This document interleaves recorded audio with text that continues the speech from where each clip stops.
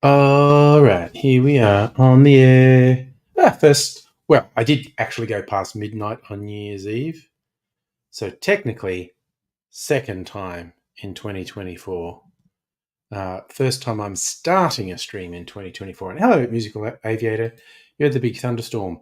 We had a lot of thunder, but the rain was so gentle, I wouldn't call it a storm. It rained quite consistently for a couple of hours. In fact, it's still raining now. It's just lighter than it was. It's Tricky Sega. Yes, I did stick to my pledge and I did a shoey on New Year's Eve.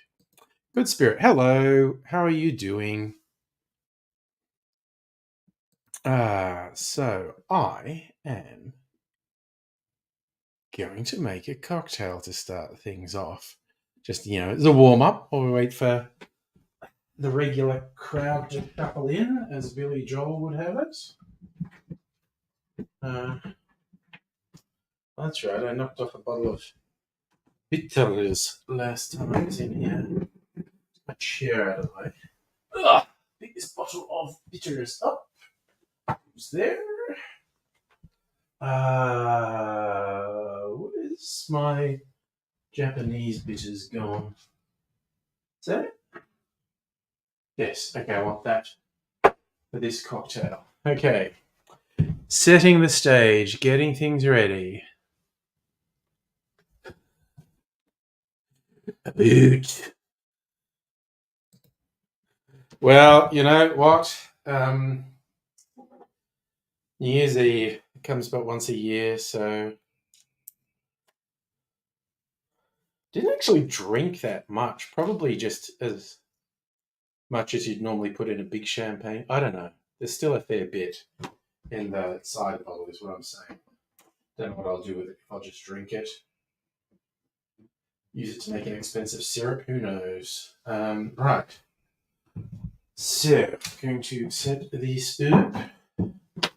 Get a few things ready. Oh, this doesn't belong here. This belongs over here. Now, what's the volume of this thing I'm making? 2.5, 3. Yeah, you know what? I'm going to use my coupe. Actually, you know what? I'm going to use this coupe. Shiza! That I just decided to try and smash, but survived. That's okay. I had hosting a shindig. Nice. Oh, well, that's a fine way to spend your time. All right, I'm going to get this stuff ready. All right, where are we? Hello. Where is whiskey martini? Which I think is honestly going to be as strange as it sounds. Not necessarily going to like this. I actually decided to make it just because it sounds so weird.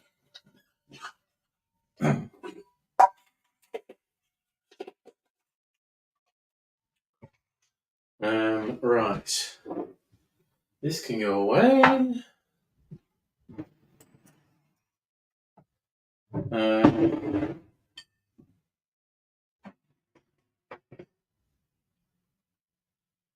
Okie dokie.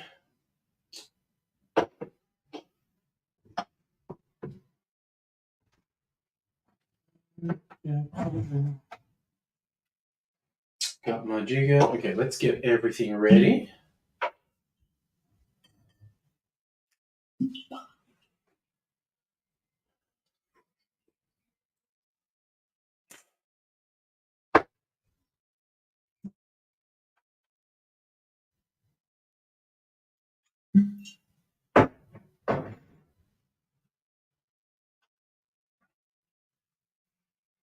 Okay, have I got everything? Whiskey, vermouth, sherry, olive brine, Ceylon. We are ready to rock and roll. Let's do that. Get this glass ready. Down a bit, turn it on a bit. Okay, now we're getting ready to rock and roll. You did a chill LARP. Nice. Chainmail. Petted a cat. Chatted to nerds. That sounds great. Still off for that late start. I went to bed a bit after midnight. Cool. Glad you had a great shindig, Strictly Sega. That sounds good. All right. Is ready? Book.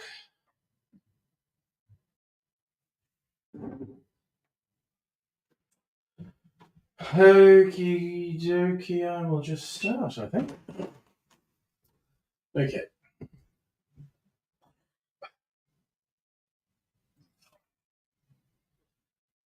Okay. Anything else?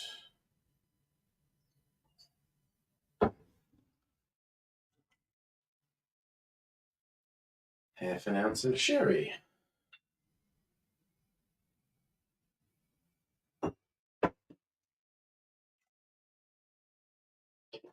What do you want? Quarter of an ounce? That's a lot of olive brine. This is filthy dirty.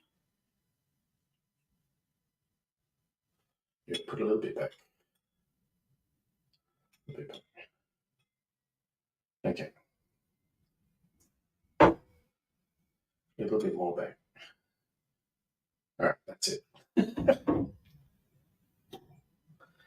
And a few saline drops.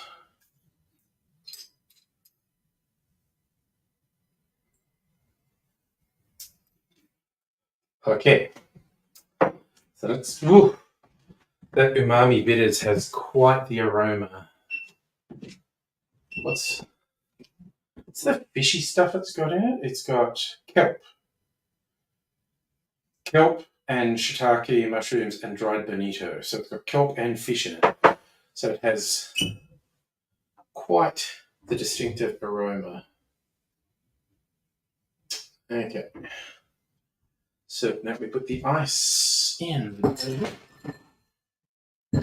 Fuck me sideways. Almost knocked it over. That would have been a disaster.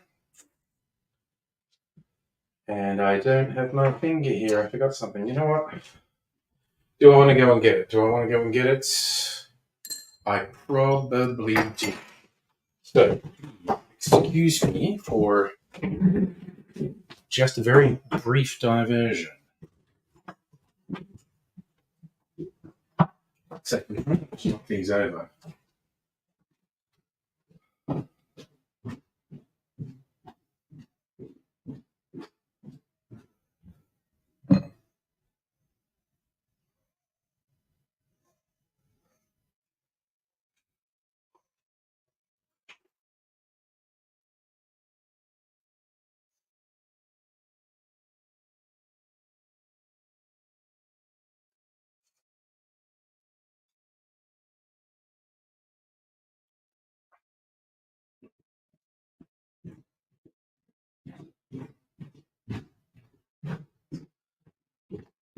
I haven't worked out why I forgot it, because when I put it in the dishwasher,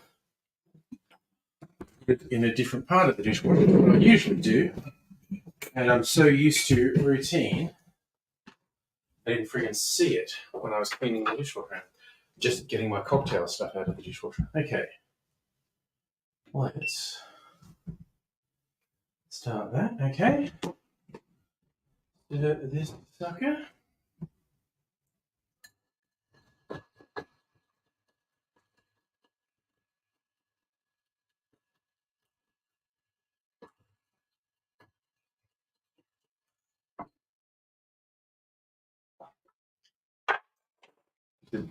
Okay. Wow, that is weird. Okay. When you want me. See, how's that? That's looking good. All right. strain it into the glass.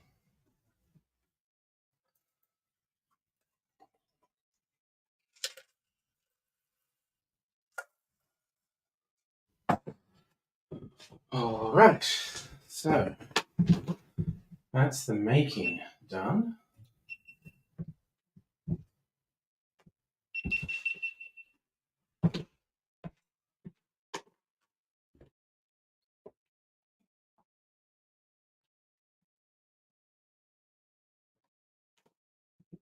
Alrighty,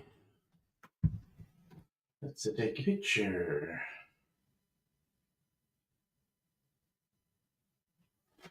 Okay, and now gotta do the talky bit. Shuffle some things around. Bring my camera over here. Move the big light over here. Point it at the roof.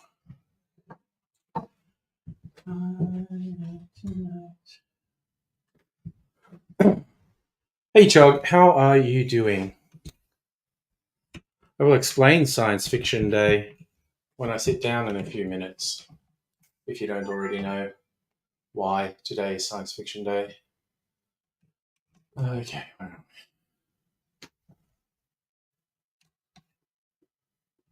that looks about right.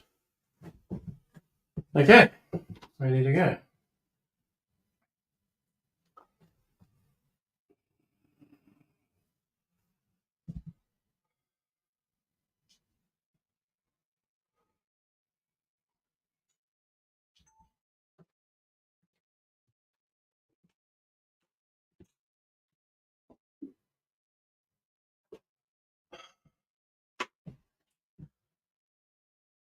G'day, cocktail lovers. Every now and then when I'm looking for cocktail ideas, I find one and I think, that just sounds so weird, I have to try it. This is a case in point.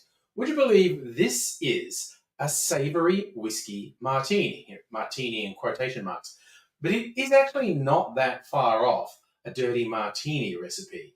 I found this on the Difford's Guide website. It's a creation of the site owner, Simon Difford. I do get a lot of ideas from that site. So I thought I'd try one of his original ones, which I think he just invented in 2023. And yeah, I'll run you through some of the components and why I think this is going to be interesting.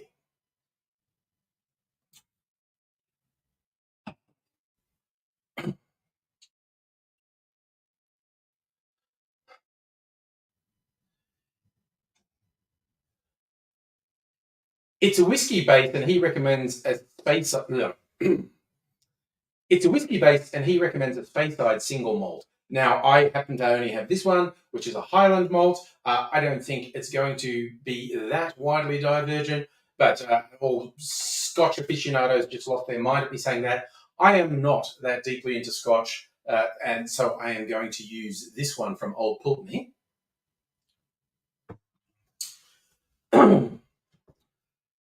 It also calls for Blanco vermouth. Now, that is, white vermouth, clear vermouth, the vast majority of times it's on the market, but that's why it's called Blanco. But it's not about the colour, it's about the sweetness. Blanco sits between sweet and dry vermouths. So I'm improvising with what I have on hand. This is from South Australia. This is a rosé vermouth, Unica rosé. It's a rosé made with red wine grapes. But in terms of sweetness, it's right there in the Blanco area. It's between dry and sweet vermouth. I actually did the comparison with my dry vermouth and sweet vermouth just to confirm, and it does sit neatly in the middle. So it's going to make the drink a bit redder, but taste-wise, it's going to be on the point.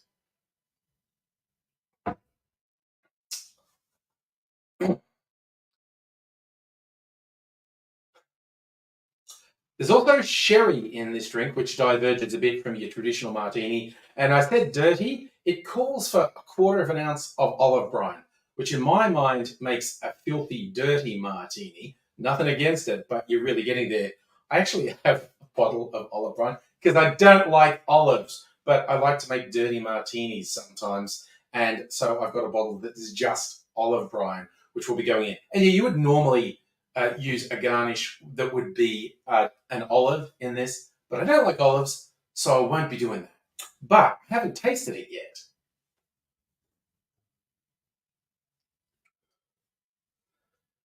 Just before going through the making, I will give it a quick taste. That is very solid. It's like a dirty martini, except, of course, the Scotch is completely different to gin. There's this fruitiness coming through really strongly that you wouldn't get with a gin. And also with the sherry in there, this is sweeter than a dirty gin martini would be, but it's got those saline elements in there as well.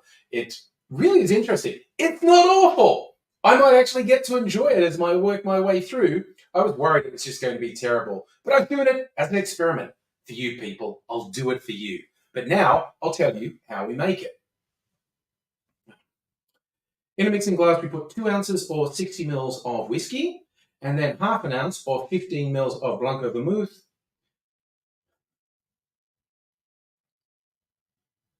then half an ounce or 15 mils of sherry, and then a quarter of an ounce or around 7.5 mils of olive brine, and then you want to put a few drops of saline solution in there as well.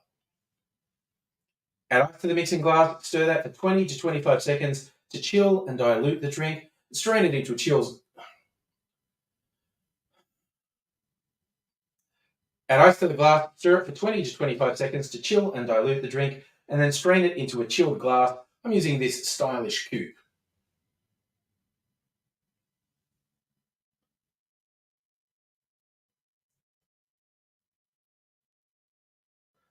On one level, I can't believe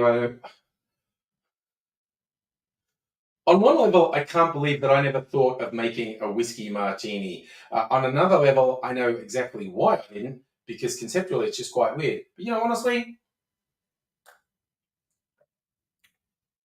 it is a savoury, very scotchy drink with just a pleasing little amount of sweetness in there as well. I do not mind this at all. It's definitely unusual, definitely worth a try. See if you like it. A savoury whiskey martini. Cheers. It is definitely weird, and it's definitely okay. Maybe a little bit more, although this is probably just water at this point. But that's okay. I don't mind. Now I got to get settled down. Move some stuff around, sit down and chat. Okay, turning stuff off. This.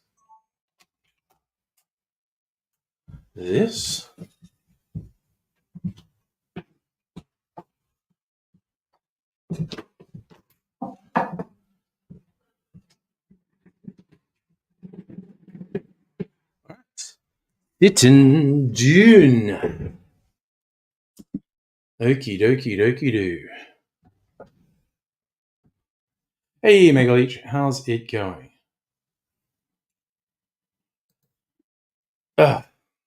Red Bull as a delivery system for bourbon. Dangerous. Not my favorite way to do it.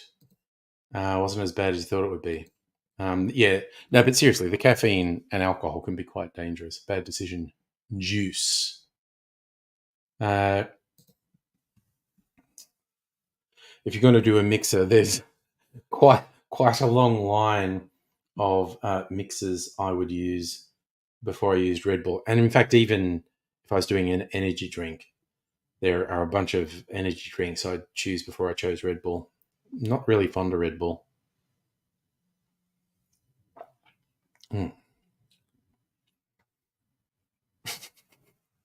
Such a weird drink. Life is weird. What can I say? I feel like I can taste the different elements in that. Definitely the olive brine and fruitiness from the Scotch, and then the different sweetness from the sherry and the vermouth in there as well.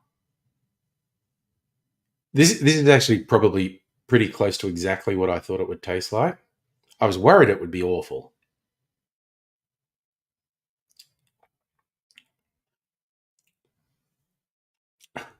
It's a thing. That's what I will say. It is a thing. Oof, make me want to go get my freezer martini and have a freezer martini. Just joking on social media today. There's little jokes about having a shower beer, and there was an old John Travolta movie, at least 10 years old, The General's Daughter, where when they're trying to set up how much of a fuck up his character is, he has a bottle of scotch in, it might have been bourbon. He has a bottle of whiskey in the shower. I've been thinking of doing a shower martini. Also, I think that would be a funny video. If I can think of the right framing for it, I might actually do it. Take the camera into the shower and just say, like, people are like, do you ever have a shower beer? And it's like, that'd be ridiculous. That's a terrible idea.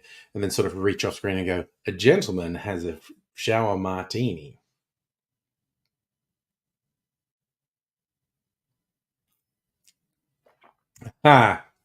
Well, Mrs. Angry actually has some pretty good shower caps.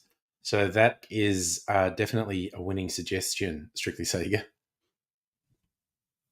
I could absolutely do that.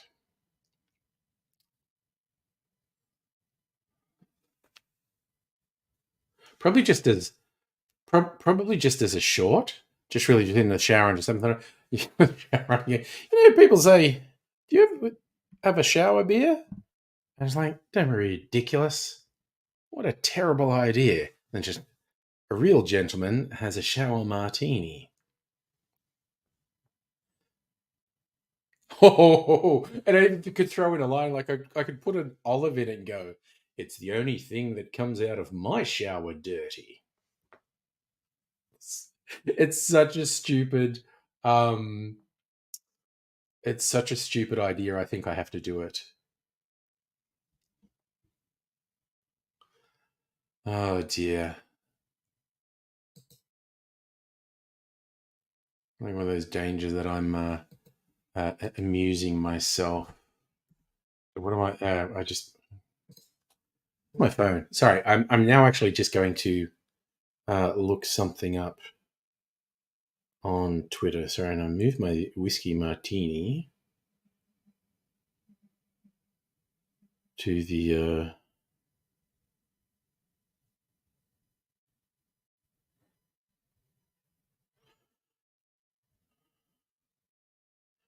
Right, I think that's playing up a bit. Actually, just want to really quickly check something on Twitter.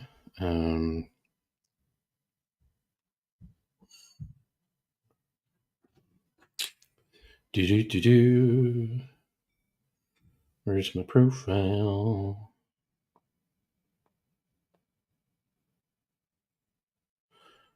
Gotta be a fun time tonight.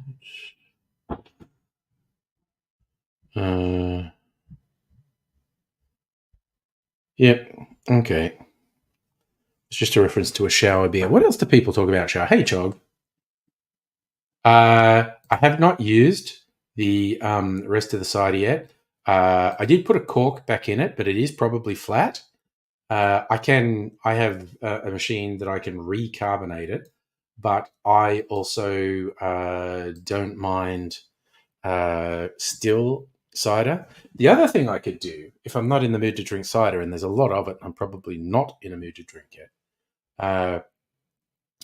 I could reduce it down in a saucepan, like simmer it down till a lot of the water evaporates, and it'd probably make a very interesting and expensive syrup. Red Bull delivery system. Not a fan. Not something I would go for myself. Sorry, you missed me talking about it, Chog. I don't particularly like the taste for a start, but the caffeine and alcohol is a dangerous mix. So I can't, in good conscience, recommend it. There's quite a long list of mixes I'd use first, including other energy drinks. But yeah, on top of the danger of it, I just don't like the flavor. Holy shit, that is an excellent idea. Reduce it down so it's a syrup and then blend it with ice. Holy shit, that's a good idea. Oh my God, I might do that on Thursday night, like for the stream. That is actually a really good idea. You're a genius, damn it. Everyone seemed to like the shoe. Kind of glad I did it. As for a long time, I was like, this is against my better judgment, honestly. And I know hardcore, you're meant to just take the shoe off your foot and drink out of that. But I didn't want to.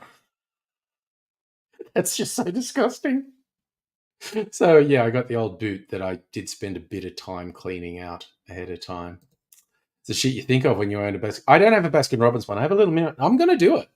I'll probably crush the ice first with my trusty Lewis bag and mallet. Smash it up so it's already pretty small, and put that in the blender with the cider syrup, and blend that sucker up. Because that just sounds great, quite honestly.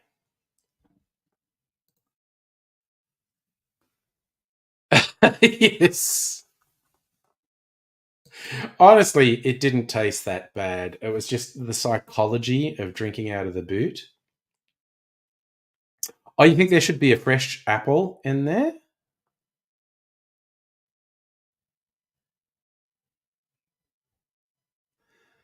I don't know how good my blender is. Not sure how it would do with an apple. Oh, well, you're getting fancy now. Passion fruit. I guess I could put apple and passion fruit. I guess I could do that.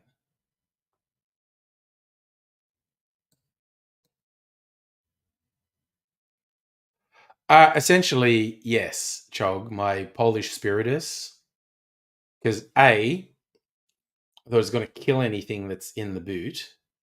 B, it would evaporate quite quickly. C, I think I would just be replacing the foot smell with ethanol smell. So, yeah. I've got some frozen passion fruit, like froze it into ice cubes. I could just defrost that. I do actually have passion fruit liqueur. I mean, okay. Flavors of liqueur. I've got my blood orange liqueur that I made there. But in terms of fruit liqueurs, I have passion fruit. I have orange. I have strawberry. I have melon. I have banana.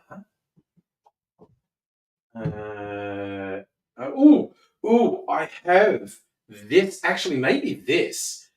Although it's some kind. This is an apple liqueur. It's really good. Slightly more exotic ones. What's this? Groiselle, which is red currant. So red currant liqueur. And myrrh, which is blackberry liqueur.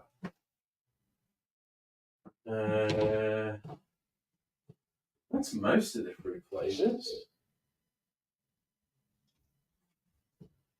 So I do have a lot of fruit flavors in the liquor cupboard, aka the mysterious cupboard of mystery, or the sex cupboard.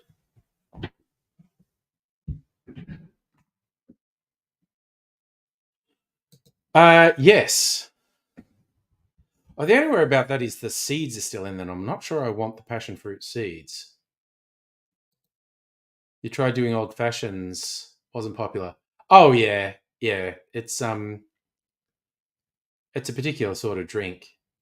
Old fashions, a lot of people don't regard that as a party drink. Your masala, which is cranberry and orange juice and vodka, simple syrup. Yeah. I mean, that sounds good. Yeah, I love old fashions, but a lot of people don't see them as like party drinks. So making something fruity and boozy. I can see that being a crowd pleaser. Speaking of crowd pleasers, namely me being in the crowd, things I like, I clarified the last. Look how clear that looks. I clarified the last. What does it look like in this side? Yeah. This is the last of my store-bought eggnog, and they don't sell it anymore, so no more store-bought eggnog till next November.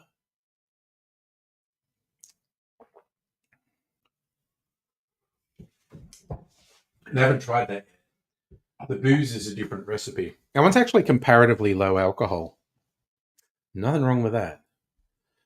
Oh yeah, but strictly saying, a party drinks just fruit and booze. Syrups or cordials or fruit juice. And I mean, you can mix it. I mean, vodka's so easy, but you can mix it up with tequila or white rum as well. Gin's a bit of a more specialized taste, but sort of blanco or tequila and white rum tend to mix right into fruit flavors. So that's because what are the big drinks? Party drinks, the daiquiri, the marg, and that's just spirit and fruit, basically. Strictly speaking, if you want to adhere to the thing, it's like a tangy citrus like lemon or lime in there, along with sweetener. But you don't have to do that. Just improvise with whatever fruit flavors you have. And again, both lend themselves to blenders as well. If you're in the blender mood, you always get freezer daiquiris, blender daiquiris, and blender margaritas. Everyone serves them. So great party drinks. Oh, there you go. Top 10 cocktails of 2023. Everyone's going to have their own views on that. But yeah, I do like a few of the sites I go to. They go off their search traffic, which is a good, relatively impartial way to measure it. It's just like, well, we put all these things on the site and we analyzed our search traffic, and this is what people search for. Negroni. Negronis are very popular. I just can't do Campari. It's too bitter for me. But I do have replacements for Campari. They still have that little bitter edge, but they're much less bitter than Campari. It's just too dang much. And I tried real hard because Negronis are so popular in Melbourne. Everyone does Negronis and has their own version of Negronis. And I tried real hard to like them, and I just don't. So, but yeah, if people are into bitter drinks, Negroni is a winner for a lot of people. You've said this before, but from what I've been told, in Melbourne, the two big cocktails, like mainstream cocktail, is still espresso martini. Talk to bartenders who have to make 100 of them a night, and in slightly more hipster venues, the Negroni is the number one. And apparently they're like clear favorites. Like they get requested so much more often than other cocktails. Hey Hannah, how are you this evening? I am just going to duck out really quickly and get a block of ice that I forgot to get earlier. And I'm going to try my clarified store-bought eggnog. Boozed up, of course. Not how they sell it in the supermarket. I'll be back.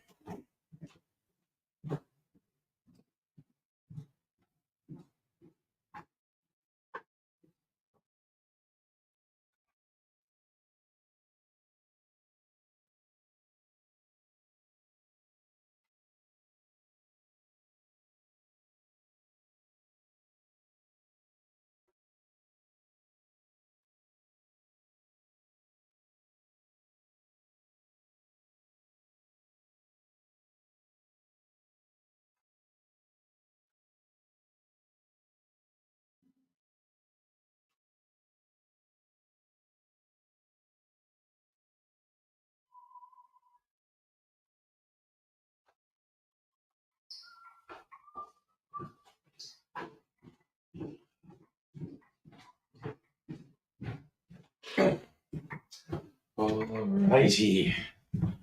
I'm back. Shouldn't have to leave for the rest of the stream. Ugh. Funny, going out there to a room that has windows where the curtains aren't drawn, the clouds are finally passing over, and it's about as light now as it was at 4 o'clock this afternoon. There was so much heavy cloud at 4, it was quite dark, and now it's breaking up and the sunset's reflecting off the clouds. Oof. Yes, we all want, even if last year was good, we want an improvement on it, for sure. Hey, Justin, back in Canberra, and hey, Safa. All right. Trying the latest in a long line of experiments. Pour a big serve, because it's low alcohol, this one. And, because I'm a classy boy, put some orange peel in there, because I like that. Just a little bit of citrus wafting up when you take a sip. You know what? I'm going to put 2 pieces in. Also, then Mrs. Angry gets this for her hot chocolate in the morning. Some obnoxious birds outside I can hear. Are you actually there? There's a drive, Justin, from Queensland back to Canberra.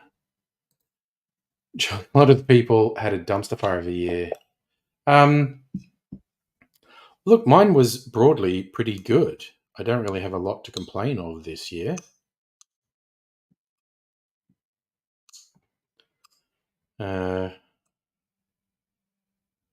Did you? Okay, I'm trying to get fun. Oh no!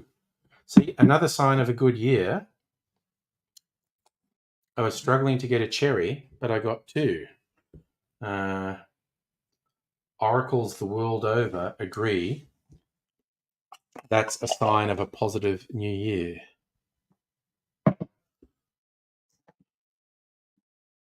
Oof, that's a tough one, Strictly Sega. Yeah.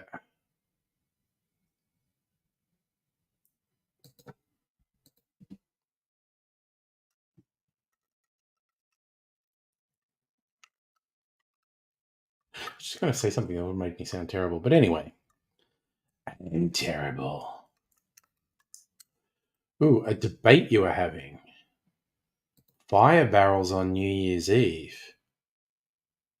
So I assume you mean like a 44-gallon drum and you put wood in it and have the fire. I guess that depends on a lot of things. Your location, the temperature.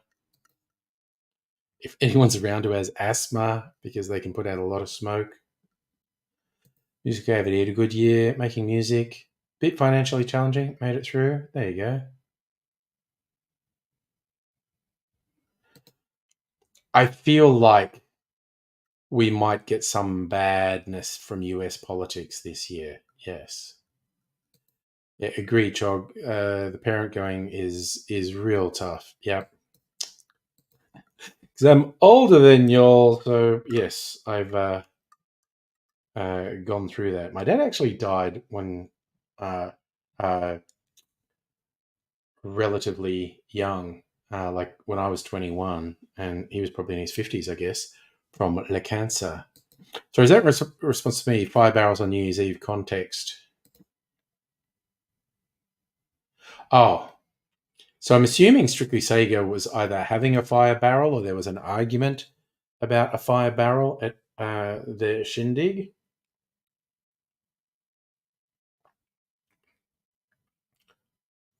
Oh my god, that's right. I think I've still got a bit of saline on my tongue from the savory martini.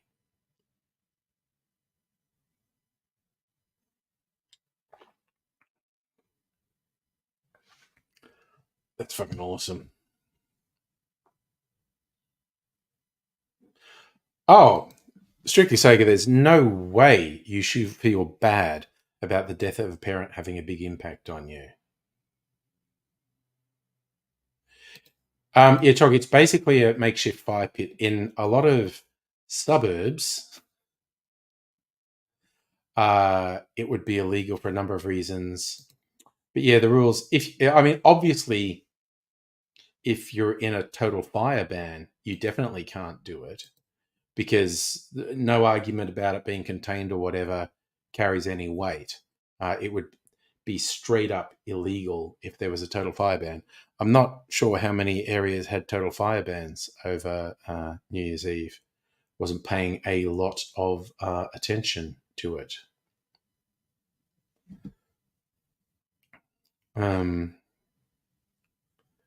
You're saying it's a general? Well, that's the thing. Yeah, you can get in trouble with the local council. I'm just going to look at fire restrictions. Australia summer.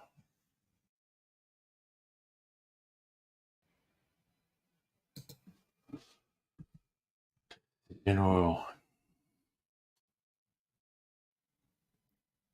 I'm just going to look at the CFA, Country Fire Authority. Description of the bans and danger ratings. Can I or can't I? That seems like what we want.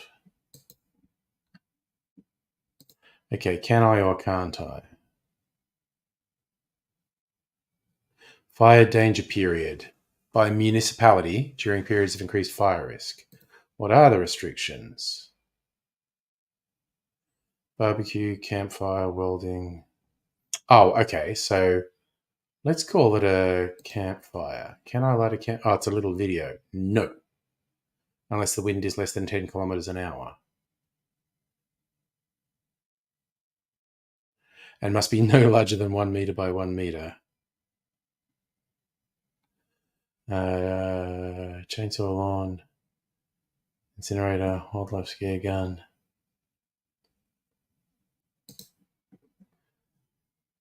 Can't barbecue unless the wind's less than. So if okay, so if you're in a fire danger period, so that's not a fire ban. It's a time declared as high risk. You can't do the fire unless the wind is less than 10 kilometers an hour. There you go. Hey Fletcher, how are you doing? And hello, Her Ladyship. Science fiction book War Sprite. Nice. I've not heard of that one.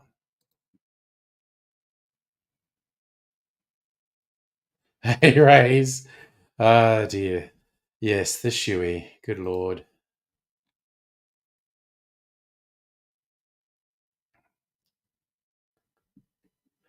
Um, yeah, Chog, I think it's if you're in an urban area, no one's going to have a go at you uh, unless there's literally a total fire ban. But yeah, a fire drum, uh, that's a different thing, and it's going to attract attention. And I reckon you'd have uh, I reckon you'd have a pretty high risk of neighbours calling the fire department if you had a thing. Chog, in a total fire ban, even a gas barbecue is banned. Oh, nice. Fletcher, your rooftop view of the fireworks. I know. I'd like to hear it. I do like to hear it. I'm glad you enjoyed it. We're sitting in this room. So, Helechip, I'm going to look that up. War Sprite. Let me see.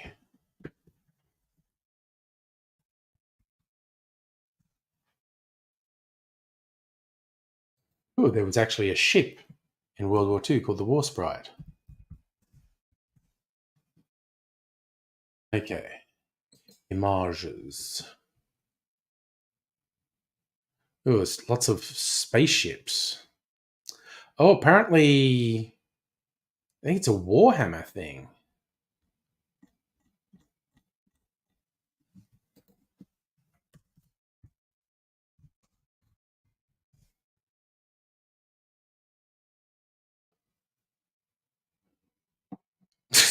Sorry.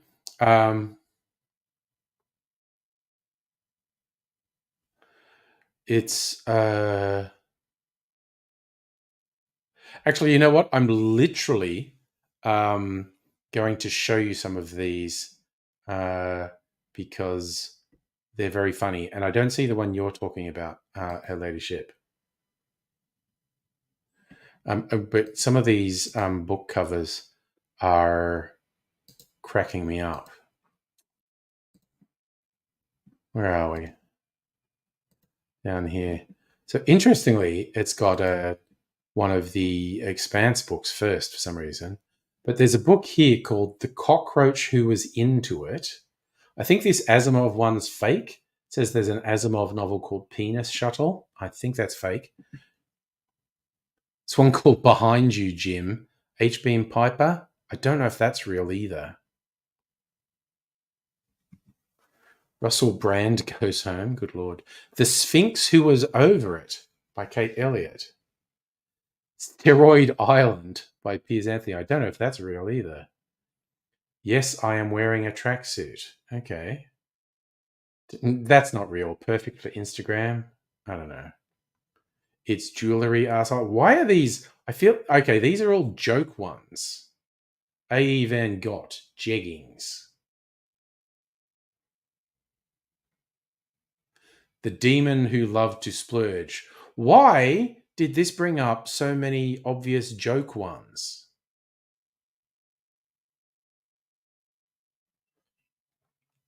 I am very confused. I think Kim Kardashian with a Beard by Philip Jose Farmer.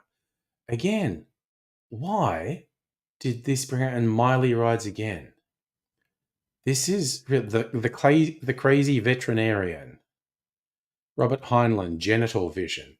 Why did this prompt bring up so many joke ones? The Flying Bundle of Sausages by Ursula Le Guin.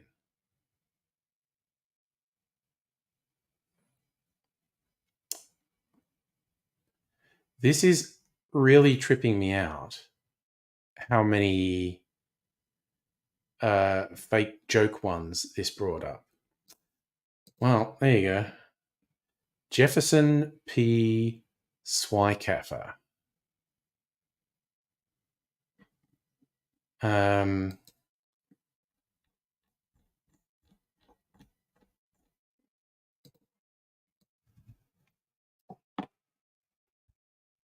Jefferson P. Y. How do we spell his name again? Jefferson P. Swikaffer.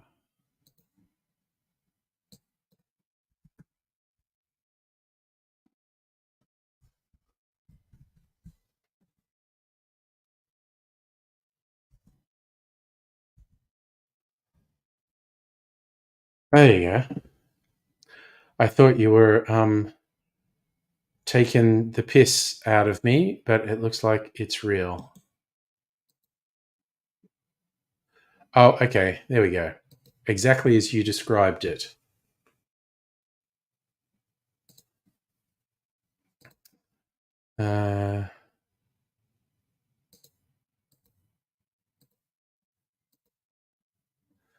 War Sprite. There you go.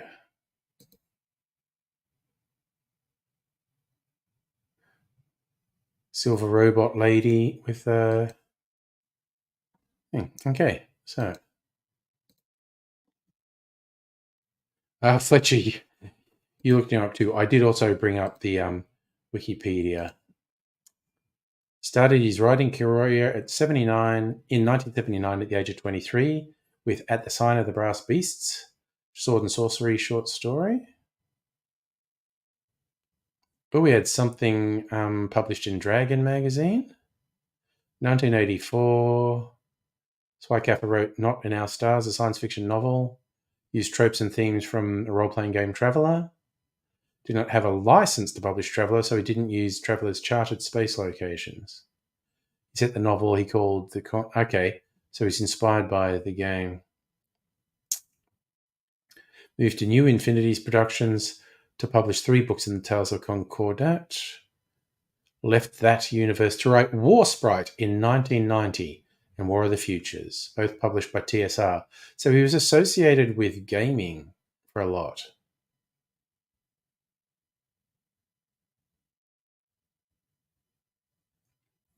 Huh.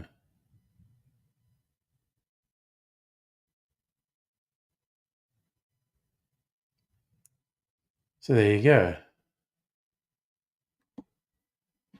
That's a fun, obscure one, Her Ladyship. Thank you for that. You'd make up a better one than that. But I do love, finding out about obscure things that people like. Oh, oh man, that is really yummy. You probably drink a lot of that because, as I said, it's comparatively low alcohol.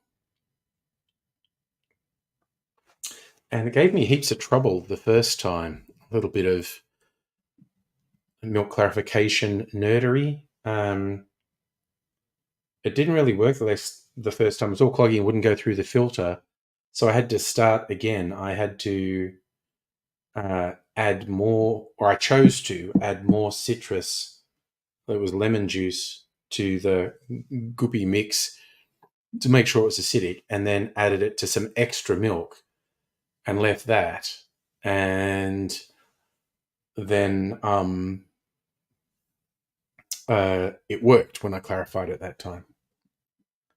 Are you even paying attention to that? I did get a few specials, some Christmas pud. The roasts aren't on special because they last for a while. So Mrs. Anger and I were like, "Oh, wait till if they mark down a roast, then we'll cook a big old roast, have a big meal, and then probably have meat for sandwiches for days." But they're not cheap. I don't know if bottle shops are going to do any specials this week now that we're past New Year's. I always just check out random Dan's if I go past one because they do this thing just in store and stuff they want to clear off the shelves and they put them in a trolley and mark them way down like a third to a half off, and it's often really good stuff. So they haven't done it for a while. I was kind of hoping they do it post New Year's, or at least like the gift box stuff that they didn't sell. You see, once you cook a ham, it lasts about a week. That's what I think, cook up a roast, have a yummy meal, and then make sandwiches for a couple of days. Couple of days. Showing my age yet again. See who else got the couple of days reference. But, again, my life is so exciting. I keep an eye out for what the supermarkets have on special, and they do new specials on Wednesday, which is tomorrow. I mean, to be fair, the main thing I look for is Pepsi Max on special so I can stock up on it. And then I also check the price of lemons and limes because I use lemons and limes in drinks and they can get very pricey. So I look for good prices on them. Had a hangover and drank 3 liters of water. Yeah, a paracetamol and water is usually all it takes unless you've really fucked yourself up. I don't think I have ever fucked myself up to the point that I was anything worse than tired the next day. Like you get a slight headache, just take a paracetamol. But yeah, mind you all know that I have fallen asleep during streams. But hey, Her Ladyship, you got to go back to. Oh wow, that sounds so alien to me. I've still got 2 weeks off work. Going back to work tomorrow. I hope you have a fine day at work tomorrow. Thanks for dropping in. Yeah, and in fact, anything with sugar can help as well. Yeah, well, pacing yourself is good. I actually didn't drink that much. I went to bed a bit after midnight, and I wasn't feeling like wasted or anything. So that was good. Not being super wasted.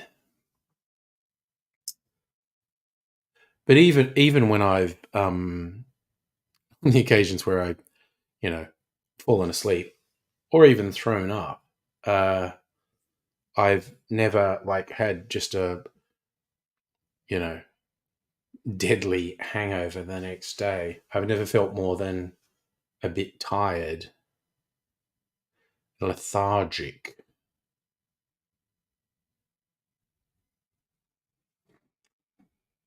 So, Chog, you got tipsy. You know your limits. Oh yeah, yeah, yeah. It's kind of funny when I think about, well, I can drink a fair bit and not get a hangover. So how fucking much are people drinking who get hangovers? Honestly, were there any legal fireworks? Not that I know of, but there were some fireworks going off that I think were illegal. Chadston's like a half-hour drive from me. Lemonhead, how you doing? Feel like I haven't seen you for a while. Hope you've been keeping well.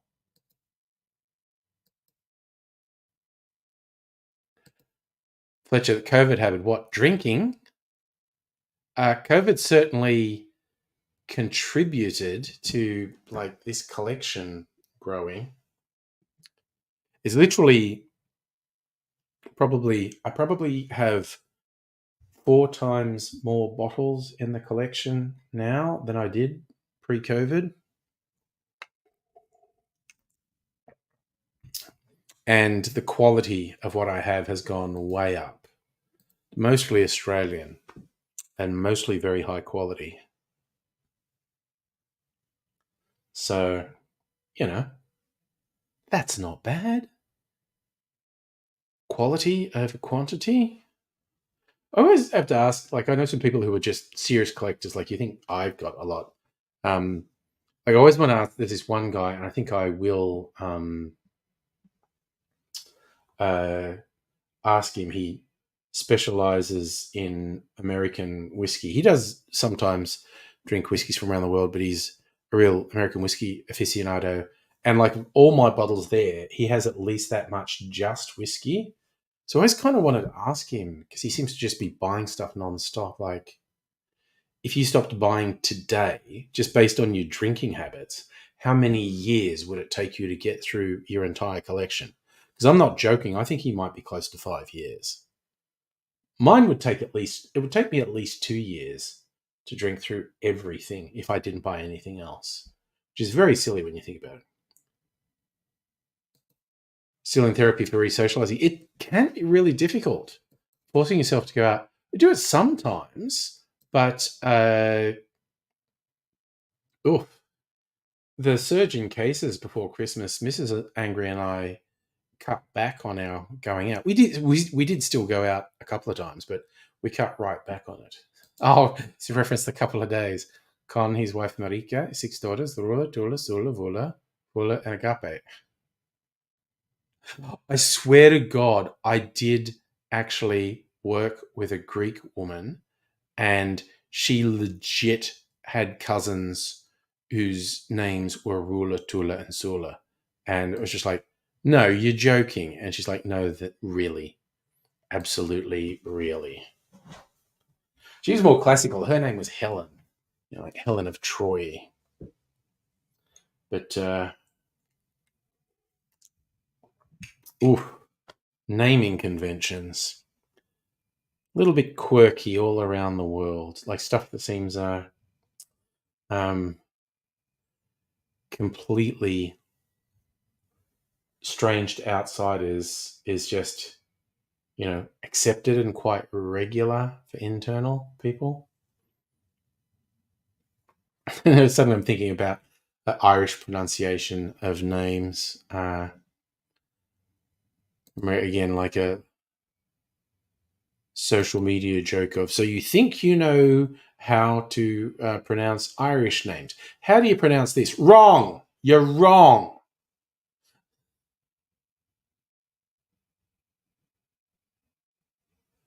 Let me see. Okay. Let's get how to pronounce Irish names. See if I can get the list here.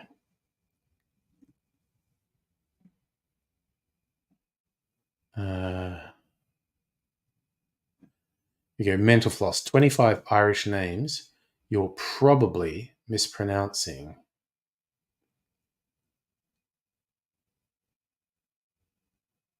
Oh, okay. This has got some fun ones. I actually want to share this because there's some interesting ones. That's not how you make porridge.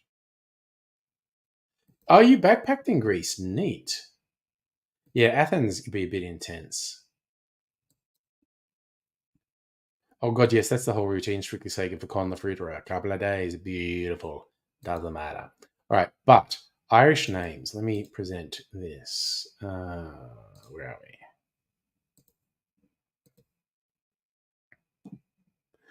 Okay, where are we with the sharing? Okay, so this first one that looks like Alice is actually pronounced Ailish. And that one, how the fuck would you guess that? But it's Aoife. Oh, I don't know that one. I've never seen that one. Looks like Blathnade. That's Blanid. Okay, I'm not familiar with that name. Oh, well, that's pretty obvious. Katrina. I suppose some weirdos might try and say Catriona, but I thought that's obvious, Katrina. Oh, here's another fun one. Actual Irish name. Look, I don't know how you Kiva. I love that. That's an Irish name. You look at that and there's what's it? Kaomi? No, it's Kiva. Okay, sure. Now that looks like Kiara, but it's Kira. So Kira, that's pretty easy. And that'd be Kieran. Yeah, okay. Even though it looks like Ciara, and I've known Kieran's, so I'm cheating there. Ah, Killian. Well, I only know that because of Killian Murphy. When I first saw his name when he was first coming out in acting, I thought it was Cillian. I found out it's Killian. Okay, what's that? Dirbler? Oh, you. Okay, it's Dervler. Dervler, not Dirbler. Dervler. That's Dermot, isn't it? Yes. Okay, but again, Diarmid. I only know because I think there was a famous Dermot. Oh, okay. Domhnall Gleeson. I don't know how you say his name. How do you say it? Donal. Okay. I'd never put much thought into that. I've only seen his name written. It's Donal. That's not that hard. Eamon. Yeah. Okay. But that's a famous one. Well, that's Ewan, obviously. Oh, no, they're saying that's Owen.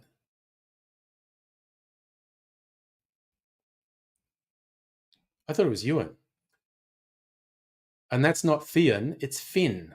Okay. Grain. What the fuck? Gronya. I love the really obscure Irish names. Like, what the fuck are they? Oh, this one I just know. This is Maeve. But yeah, you wouldn't think it's Mayeb. Okay, that's a fun one. Naois. It's Nisha. Sure, it is. Oh, I fucking love the Irish language, honestly. And this one I only know because there were some famous Neves. But yeah, you look at that and say it's Neam. But Neve. This is a version of Patrick Padraig. Podrig.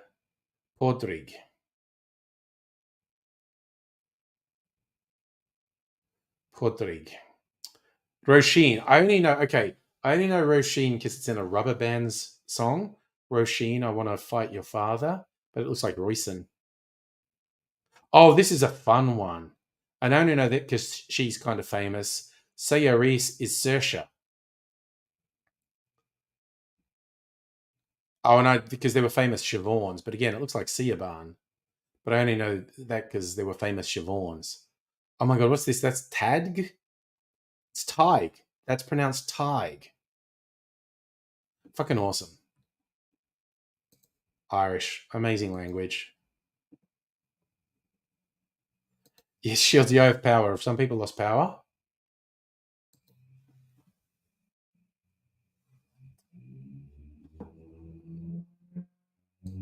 She had lots of fireworks around Lake Macquarie. Yeah, if I'd wanted, I mentioned this the other night. If I'd wanted to see fireworks, I could have set up at the Young Angry's place because their balcony had a straight view to the city. I was actually kind of tempted, but didn't in the end. Noisy crickets or cicadas have started up outside. It's constant, so I think it's cicadas. Big tree just out there is probably full of cicadas. Or knowing how loud cicadas are, that might just be one cicada. I might have some soda water while I consider if I'm going to drink any more booze this evening. Got my blood orange and sage soda water that you can't get anymore. And my supply is running out. Once it's gone, it's gone. C'est la vie. Oh.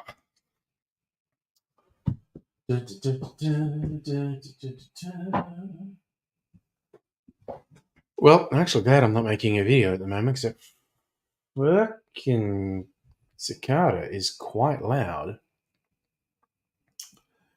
Closing a couple of tabs. Might even close that one. There we go.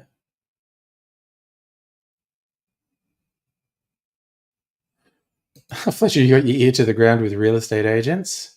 You're like Lake Macquarie, where I almost messed myself up with that.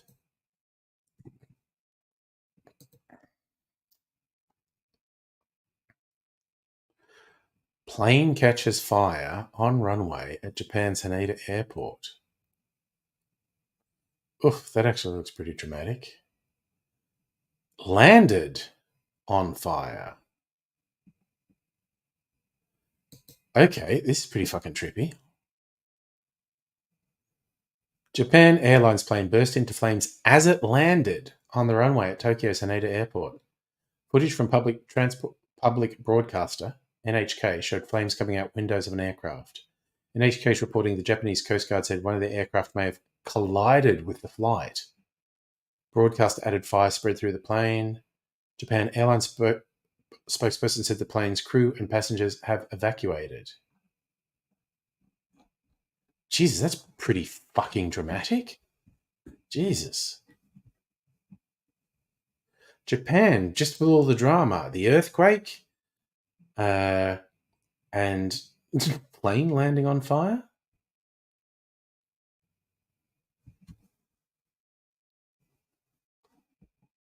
Lots of drama. Oh, what the fuck is that doing? I clicked on the wrong thing on my screen. So, Shieldsy, you lost power for 5 hours. You slept through it. Well, that's the way to do it. Sleep through it. I was going to check something in my mail. Okay, but and on the spirits, tequila's the one I know least about. But there's a site called Tequila Matchmaker, a very serious spirit, and I got an email about a 50% off tequila, and I need to look at it. Tequila deal of the decade, Tapatio 1 liters. Let me have a look. Is this already sold out because it's so cheap? Oh, they're not. Okay.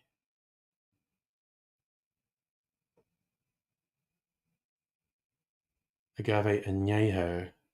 And then there's a very, very special Añejo. But Blanco and Añejo for good price. Okay, now I've got to look them up on Tequila Matchmaker. How well rated are these? Tapatio.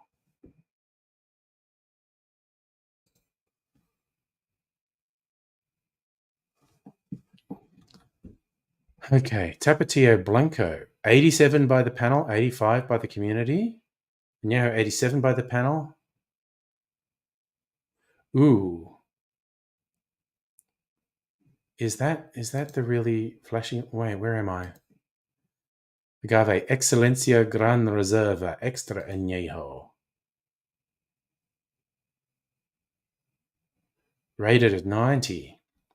God, do I go crazy with buying these tequilas?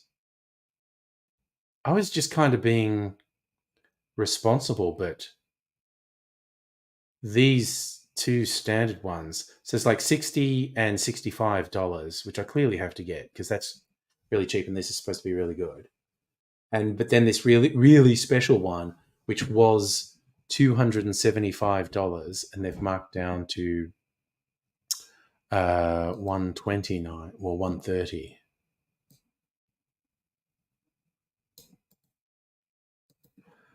Who else is selling it? Nick's.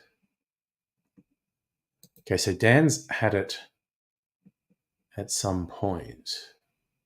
Yeah, $275. Shit, those are real prices. Oh god, do I want a really over-the-top tequila? I mean, probably not. Hey, Jason on Twitch, how you doing? No, Shieldsy, this I think that's generally good advice. If something's half price, it must be bad. But this site, Nick's Wine Merchant, genuinely gets these consignments that someone's trying to get rid of, and they tend to be good quality.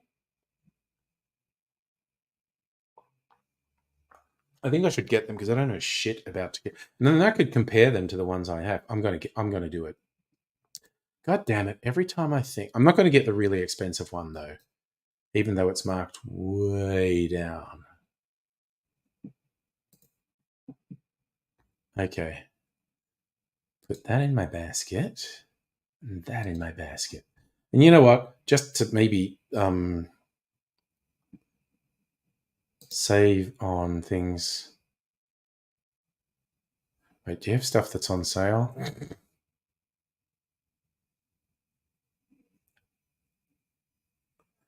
Uh, 1 litre Scotch. Oh, there we go. Clearance. Is there anything else on sale that I want? I'm so irresponsible, honestly. Archie Rose rye malt for $20 off. Cool. I don't really want it though. Have a look at Archie Rose product. Ooh. Marked down from $1,000 to $800. I'd be crazy not to get it. This one marked down from $2,000 to $1,800. I'd be a fool to not get that. That's leaving money on the table.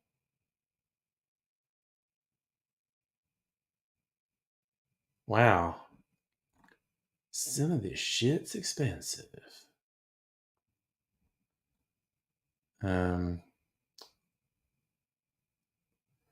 Let me see. Is there anything else? I'm literally just trying to see. That's tempted. An American single malt, 120 down to 90, but I don't need it. I'm not going to get it. Chief Sun, Australian, down from 200 to 175. God damn. Ooh, potato vodka. I've always wanted to try potato vodka, but I don't want to pay $70 for it. $90 down to $70. That's interesting. This maker does a potato vodka, a wheat vodka, and a rye vodka. There you go. A whole bunch of shitty vodkas there. Claxton's cask strength single malts. See, if I was into whiskey, this would... Sorry, if I was into scotch, it'd be a whole thing, but I'm trying to be vaguely responsible. Oof, see, now that's tempting. A really special Flor de Cana Centenario, 18-year-old rum, marked down from 190 to 120. I mean, that's a freaking markdown. I love bargains, but it's still $120. I don't want to spend $120 on a rum because I'm not that deeply into rum. On another day, I might do it, but I'm already spending money on this tequila, so I'm not doing it. Ooh, New Make Spirit. New Make Spirit's always fun. That's unaged whiskey, essentially. I could put that in one of my barrels and age it. Oof. But it's still pretty pricey, so I don't want to do that. Special Jack Daniels. $250 marked down to $180. Dang. Didn't know Jack Daniels made stuff that expensive. But what else is in here? Taiwanese whiskey. You know, I almost want to get that just to have it. Ex-bourbon oak alembic single malt Taiwanese whiskey, marked down from 75 to 65. That's actually genuinely tempting. It's like, Taiwanese whiskey, what's that about?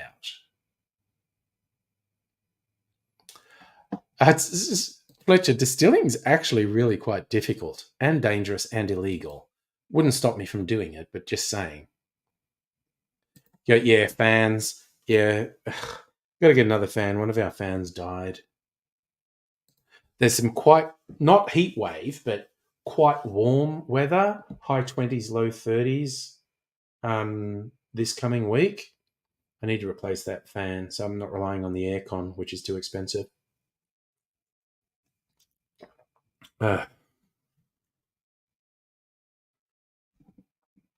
See, it's not illegal in Queensland. I don't know state laws. I thought it was illegal at the federal level. But I do remember, I forget where it came up, but I think it was advertised to me on Facebook. But there was a place in Melbourne selling small stills that you can, distill. And they're adding big letters on it. This is for making distilled water or essential oils. It's illegal for you to distill alcohol, so don't buy this and distill alcohol. That'd be against the law. I thought the ad was so cute where they were going, no, we're only selling this so you can have distilled water or maybe essential oils. Fully knowing the only people who buy it want to try and distill alcohol. Oh gosh, Justin, that's dark. Maybe someone did, but no, I was speaking figuratively, and I meant a fan, a cooling device in the house, stopped working. What else is going on? Ooh, good old Lagavulin. Jesus Christ, people make lots of alcohol. I'm just throwing that out there. There's lots of alcohol being made around the world. Oh, look at this. Another one where I'd be a fool not to get it. A Japanese 12-year-old malt whiskey was $500, now nearly $400. I can't justify that. Well, this one, this one's a better bargain. Nikka Pure Malt 21-year-old blended malt Japanese whiskey was $1,400, now a mere $1,000. How can I justify not getting that? Really? I'm throwing away $400.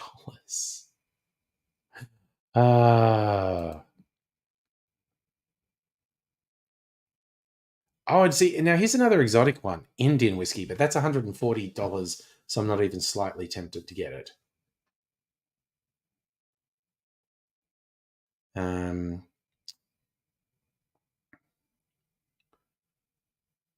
Geez, the prices. I should have ordered them by price because the prices are confusing me because they're all over the shop. Ooh, here's a good one. A mere $3,499. Springbank 25-year-old single malt Scotch whiskey, 2020 limited edition bottling, but the gift box is damaged. So they're not actually saying how much they reduced it. I wonder what it used to be. $3,600? It's only a damaged box. Probably didn't mark it down much. Danish rye whiskey. See, this is fun. Every now and then seeing something exotic is a bit fun. Danish rye whiskey, triple malt Danish whiskey, but they're like $120. I'm not doing $120 just for a joke. Suntory 17-year-old was $1,200, now a mere $1,000. There's another Danish one that's called the Storning Bastard. I mean, slightly more tempted to get a Bastard whiskey from Denmark.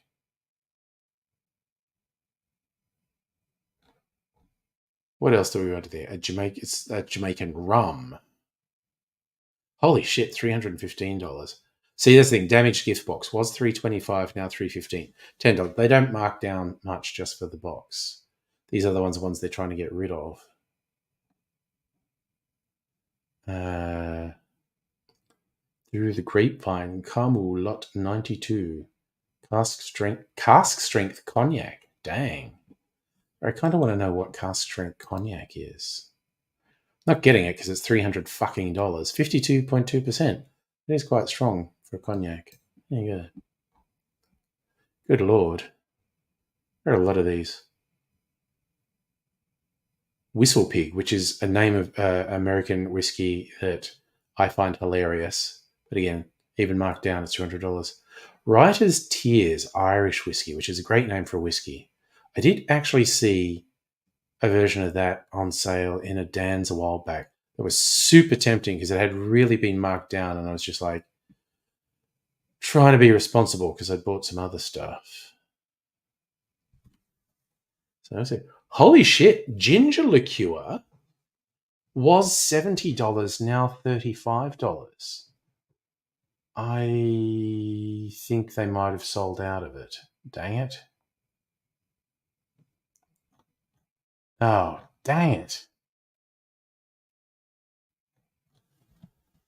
That was such a good price, I was tempted to get it, but they sold out of it.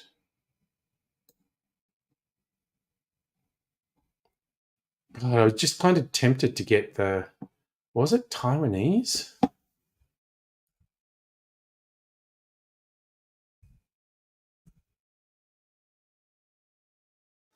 Taiwanese whiskey.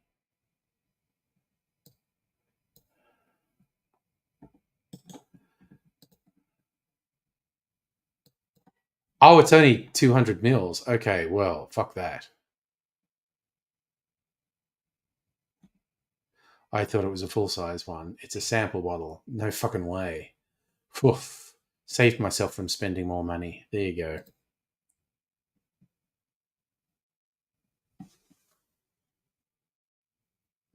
Shields, are you going to buy me one of those big bottles when you win the lotto? Thanks, mate. Oh, yeah. No, more than half the cost of spirits here is tax. That's why I always get fucking weirded out by American prices, because it's also absurdly cheap, because, their tax level is 90% lower than ours. Also, if you're getting something from overseas, it does cost a lot to ship it here. It's not quite 90%, Fletcher, but it is more than half. You know what?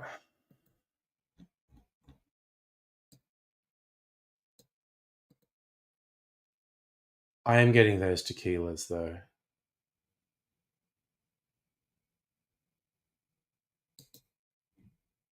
Because I always wanted...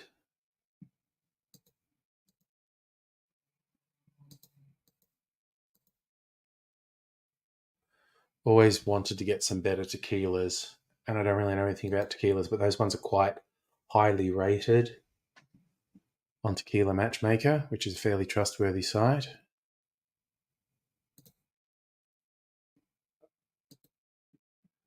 Shipping address is correct.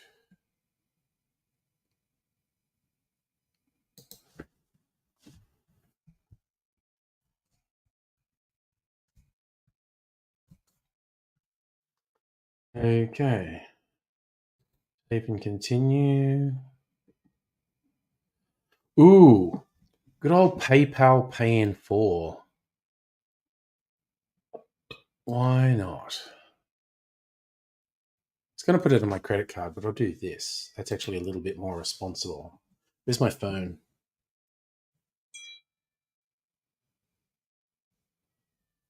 Oh, God, Shadow's out there making a lot of noise.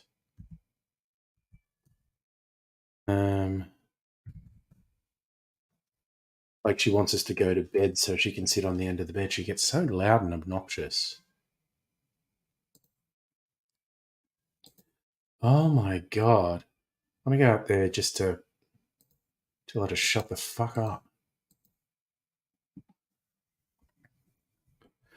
I've mentioned this many times on the stream, but Shadow's personality changed completely when Mimsy died. Okay, are we done? Yes. Okay, I was waiting for that page to reload. I thought, are we fucking done?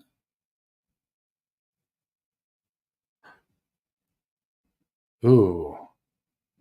Some partner brands. Pick my offers below. Canning Vale, Tiny Me, Beard Guru. Maybe I want to know Beard Guru. Or HelloFresh. No, I don't want any of those things. Dunzo.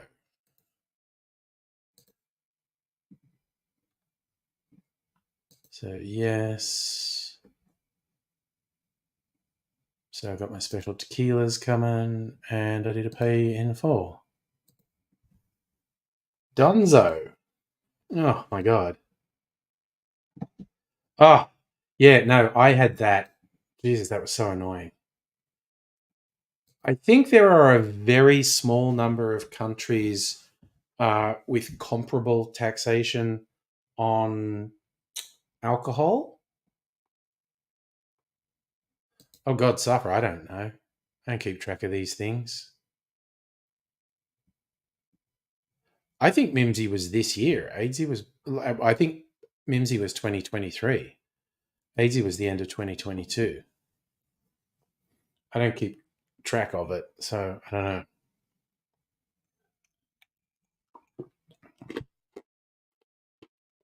Let's have a look.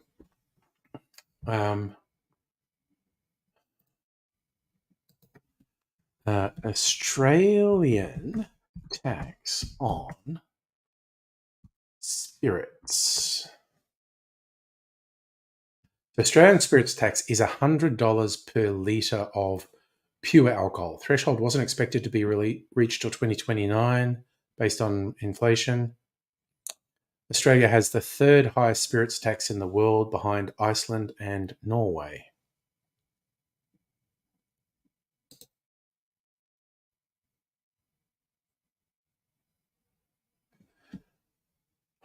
So that $100 per litre, that's like pure alcohol. So say a bottle of vodka is 40% alcohol. So there's theoretically, I think this is how it works. I could be wrong. I think there would be $40 tax on a litre of vodka. I think that's how it works.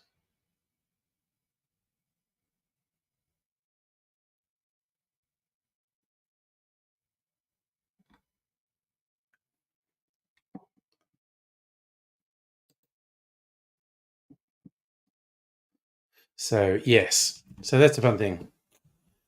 The current spirit excise is basically even $100 per litre of pure alcohol.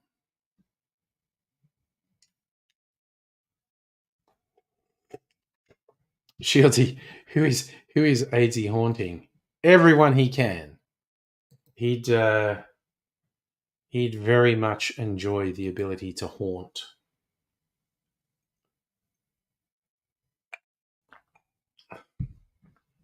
Kind of his thing. But yeah, I think that's the thing he'd do. I'm gonna pour myself a bit more of this low alcohol clarified cocktail. Just thinking with that special, someone's paid the excise on that at some point, and then they're offloading it, like literally doing that half price thing. So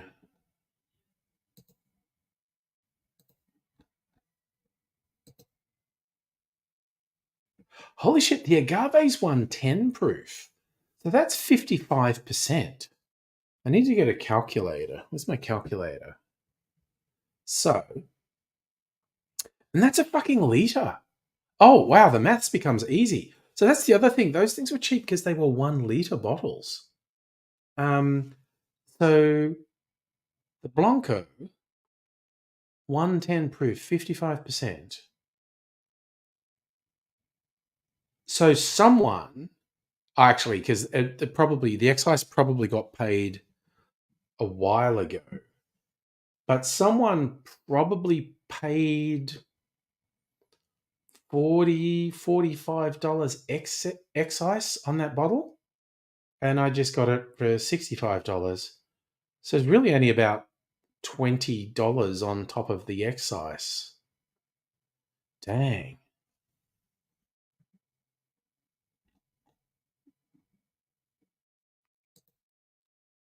Makes it sound like an even better bargain.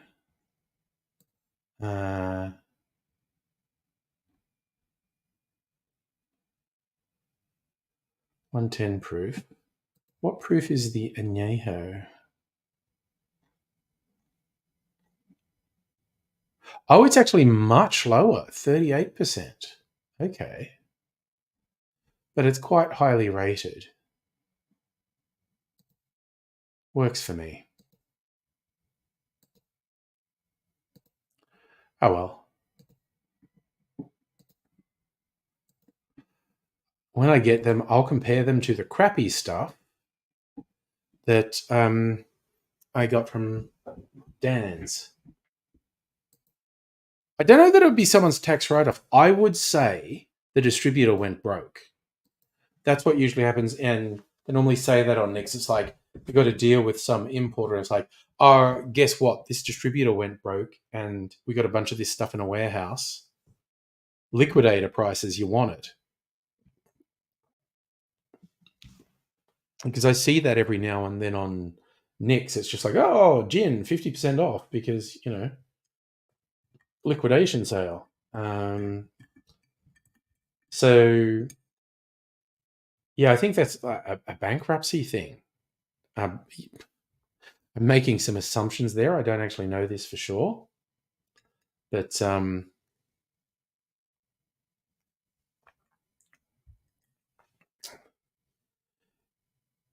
yeah, it's someone trying to get some money back in a liquidation sale. It's like, okay, they're broke, not paying any bills. Let's seize their assets, and we want to get rid of them quickly. So let's sell them off at a really cheap price.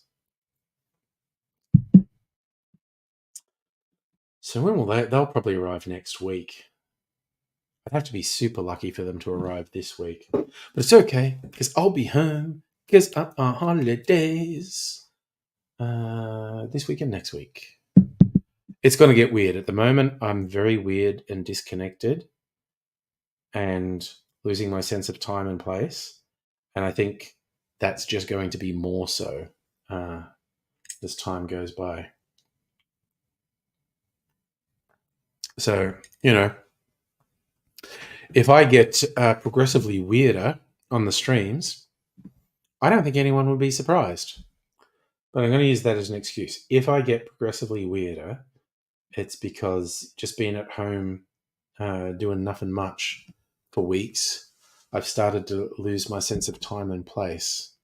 And everything just feels a little bit weird to me. So I'm going to hope that you'll cut me some slack and just go like, "Oop, Angry's being weird. That's okay. He's on holidays and he's forgetting what day of the week it is and who he is and where he lives and what is happening in the world." It's like half a dozen times a day minimum. I have to consciously go, it's Tuesday. Okay, cool. Just to get a bit of sense.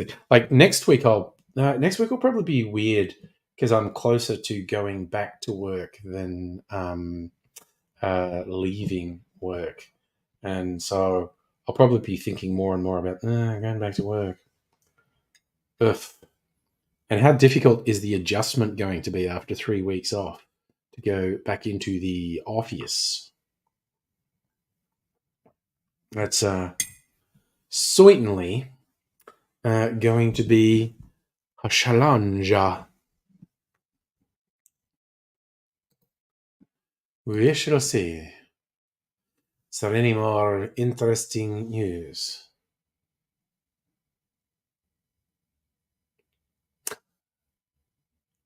It's like the guy who crashed the helicopter in SeaWorld had traces of cocaine in his system.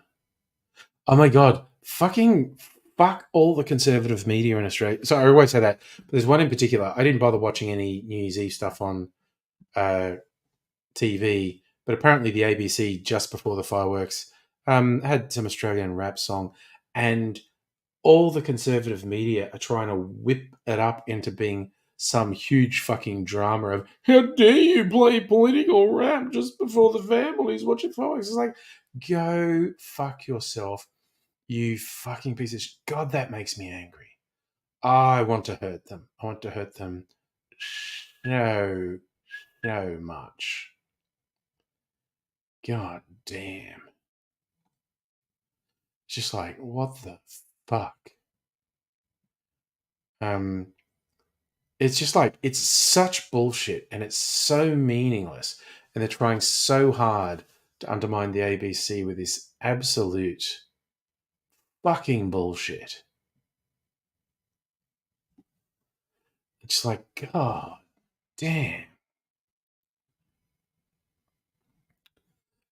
I mean, this one is actually making me genuinely angry. I'm just like, oh, every time I see one of these headlines of them trying to whip this absolute non-story up into some drama, and it's just like, fuck you. Ooh, Melbourne Zoo had a lockdown because of a false alarm of a baboon on the loose, and those motherfuckers are dangerous. Tourists were trapped in an orangutan viewing area after staff members responded to the emergency alert, huddled them inside. One zoo patron said they were looking at animals, saw a staff member rushing towards them. Lady go around saying, "Can you get an enclosure? There's a baboon on the loose." People were reportedly waiting there for 10 or 15 minutes while zoo located the missing animal, but it was a false alarm.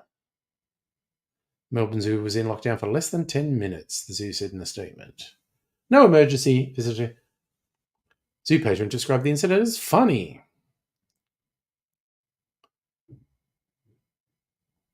Right. But seriously, if you were zoo staff, that's one of your nightmares. A primate that has the potential to be really violent. Ooh, 2 weeks till you get the meaning of life on your 42nd birthday, Shieldsy. Nice. Who would AZ want to haunt? That's a big question. Oh,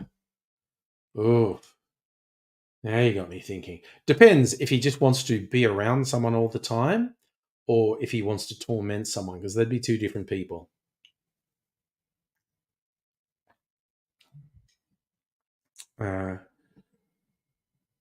Because, yeah, he could be a ghost and perv on people, or he could be a ghost and torture people.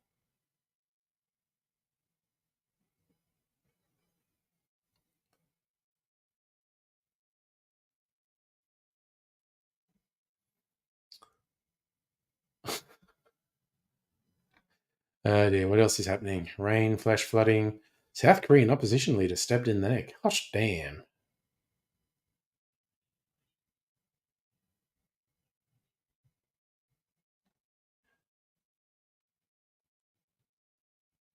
Aussies who bought Italian home for $85,000, inspiring others. Yeah. They went for croissants. What they got was a lesson in parenting French style. That sounds really annoying. But now I want to look at it. It's on the ABC. What is it? Oh, it's an audio thing. Writer Rachel McIntosh and husband Keith moved their family south of France for a year abroad, hoping for a bit of ambiance, exposure to a new language. Found themselves in an opposite world, which caused them to question everything about parenting style. The Australian way they relatively short. It's a little 14-minute Radio National story. I'm not going to listen to that because I'd be breaching Copyright. Kmart selling items for just 10 cents.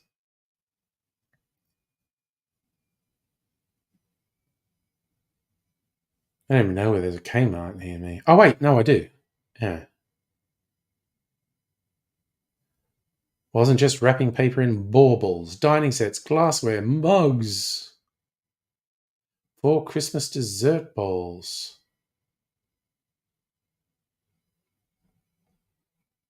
Huh.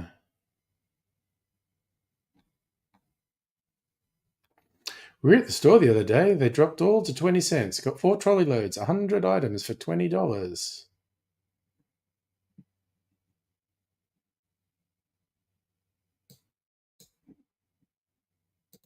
Probably all gone now. Who knows? Oh, goodness gracious me. It's honestly depressing to me the amount of media these days that's just made up by reposting stuff from social media. It's just, ugh, this is so crappy. Social media should stay on social media. The professional media is meant to be professional. And they're actually getting stuff secondhand. They're just reporting on crap on social media. And I'm being a real grumpy old man right now. But God damn it, I'm right. Media used to mean something. Not necessarily something good, not good all the time, but even when it was shite, at least it was usually original reporting. Even if it was a huge echo chamber, and yeah, let's be honest, couldn't be trusted. But god damn, just the way they report random shit from social media as if it's an actual important story is so fucking depressing. And that's what that whole beat up they're doing about outrage. The ABC put rap music on before the fireworks. A dozen fuckwits on social media complain about it, and this fucking trash conservative media just try to turn it into a huge story. Such a steaming pile of shit.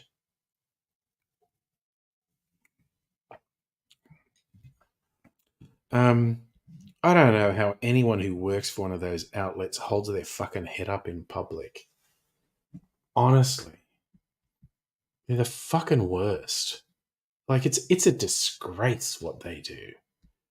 It's worse than an embarrassment. It starts off being embarrassing and cringy, and then it just crosses over into, wait, no, this is an affront. This is disgraceful. These people are friggin' vile. And they're just preaching hate, fear, and prejudice. And it's like, they just fucking suck so much. God damn it. Ugh. Losing my mind. Oh, yeah, everyone's making jokes about what they're doing now that Steamboat Willie's in the public domain. What does the ABC say about it? There is a catch. Copyright Steamboat Willie expires. Date limit for a lot of people, but trailer for a video game called Infestation 88 features the Steamboat Willie version of Mickey Mouse has been released. Anyone can now copy, share, reuse, and adapt Steamboat Willie and Plain Crazy, another 1928 Disney animation, and the early version of the characters that appear, including Mickey Mouse and Minnie Mouse. A vital caveat is that the later versions of the characters, like those in the 1940 film Fantasia, are not in the public domain and cannot be copied. So expect a lot of lawsuits from Disney when they think people have done something that looks too much like modern Mickey than original Mickey. So the version of Mickey in Steamboat Willie is a spindly, roguish creature who would not be recognizable to many younger viewers.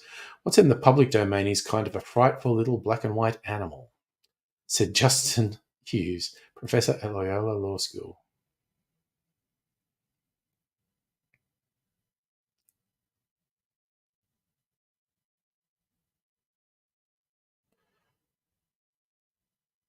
Yes. Copyright is expired, but trademark is not. So you can't call the character Mickey Mouse because that's trademarked.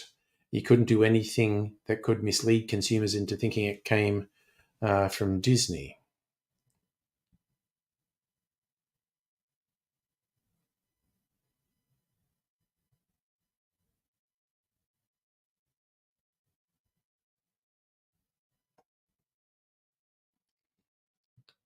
Yeah, so there's going to be a bunch of lawsuits around this. Absolutely huge number of lawsuits. Yeah, there's a horror game. There's going to be a horror movie. People are definitely going to do porn. No two ways about it. But expect Disney to start suing folks because that's what they do. They love to sue. But there may actually be more interesting stuff entering the public domain this year as well. But we'll see what happens.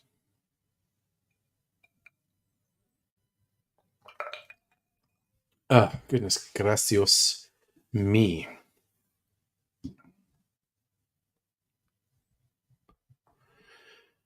Again, I could go on a whole rant about Disney and other corporates abusing the practice of copyright because they fucking suck.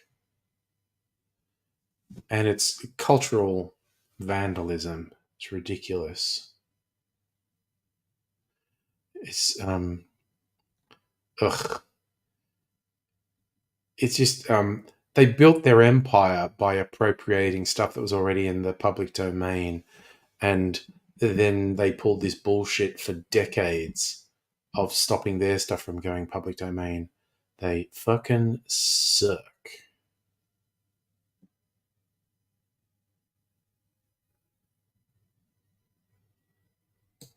This one, David Attenborough and the Giant Sea Monster. Quite possibly the most deeply joyous show ever made. As Sir David realizes he's helped unearth a new plesiosaur, years fall away until the 97-year-old is a schoolboy fossil hunter once more. Oh, that is such a positive review of the show. Neat.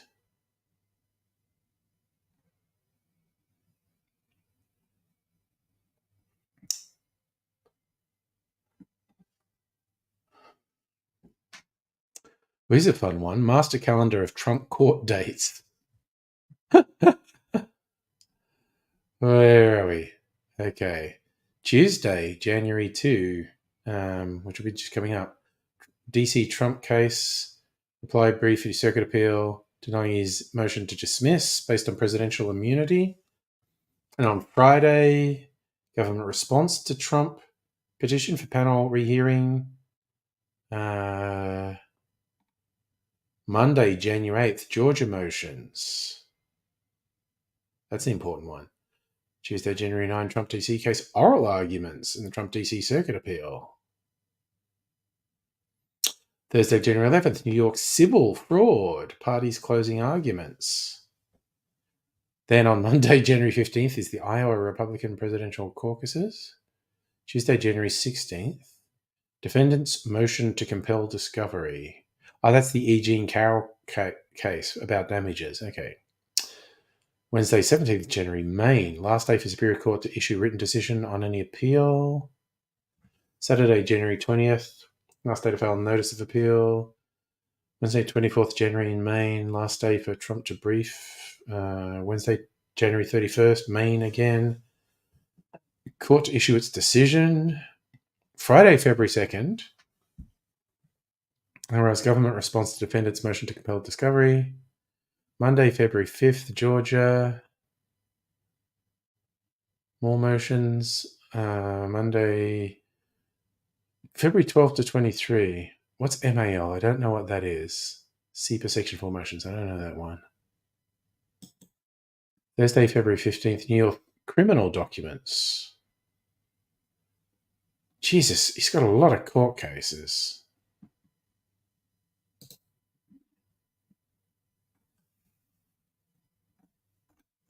Oh, that MAL, Mar-a-Lago. That's about him having the secret documents at Mar-a-Lago. And the trial for that's not going to start till the end of May. Jesus Christ, it's a shit show. It's such a shit show. It's absolutely remarkable. Supreme Court. Oh, no, that's old. Anything else fun?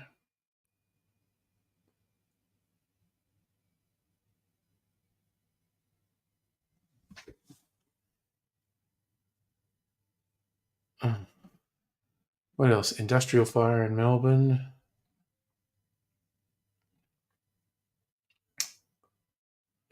Rob McElhenney had an allergic reaction. Well, those sort of photos are very fun, always.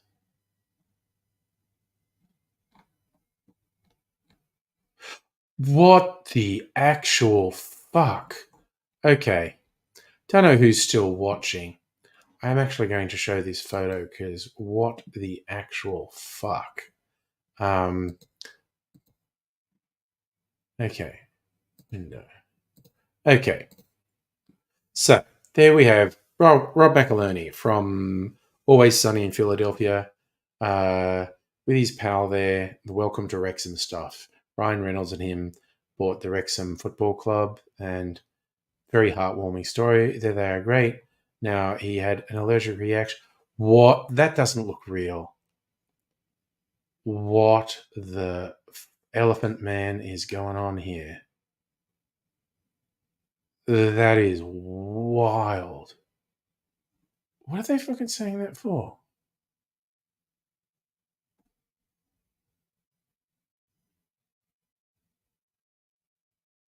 He's saying it was a nut reaction? Anaphylactic reaction to nuts. Whoa, that is humans are wild. Human bodies are wild. Oh wait, I just realized I'm rabbiting on. Fucking StreamYard has fucking fucked me again. Fuck you, StreamYard. Fuck you. Jesus fucking Christ. I'm still not used to this. They changed how it works, and I'm so fucking annoyed. Fuck you, StreamYard. Why the fuck would you do this? God fucking damn it. Because also what they do when I say to share something, it clicks away, and I only see the thing that I want to share, but it doesn't put it on here. Fuck you, you fucking fucks. That makes me so fucking angry. Okay, so there's Rob McElhenney with Ryan Reynolds. Welcome to Wrexham. Everyone knows him. Many people love him. It's wonderful. It's heartwarming. And this is apparently from an allergic reaction to nuts. That's just astonishing. That is absolutely wild. That human bodies can do that is, it just absolutely does my head in. It's incredible. See, human bodies are incredible and inexplicable, and what even is that? And hey, more power to you, Rob, for sharing it, honestly. Oh, that is quite the thing. My goodness. Yeah, I'm sure there's a bunch of people with severe food allergies who are like empathizing.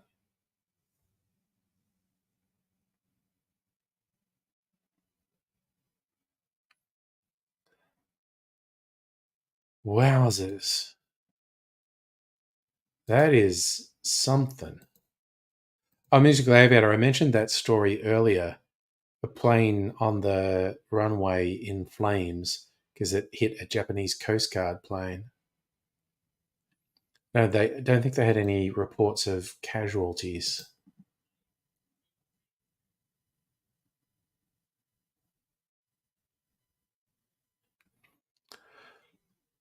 Mikey fares, road tolls, and property taxes going up in Victoria. Yeah, it's not surprising. What else? Is there any other interesting? Any other interesting stories before I go to bed?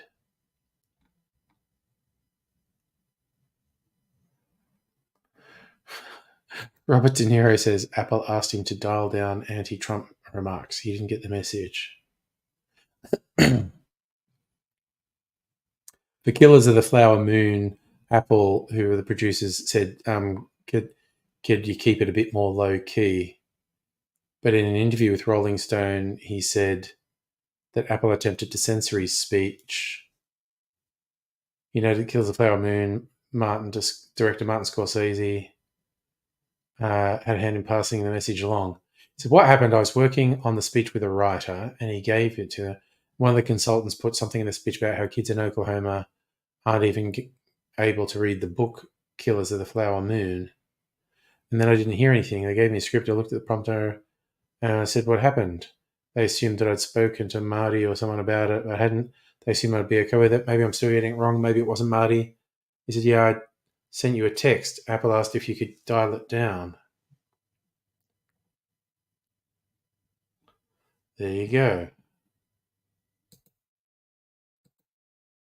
Quote unquote woke brands who don't want to rock the boat.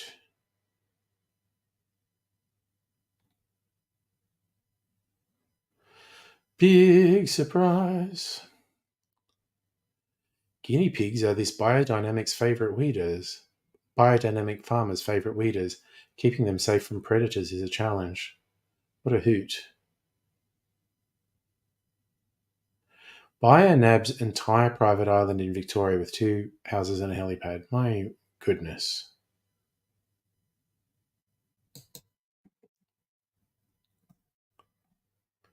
Rich people. Elizabeth Island in southern Victoria sold an undisclosed sum. 26 hectares, hidden gem, bigger than Melbourne Cricket Ground.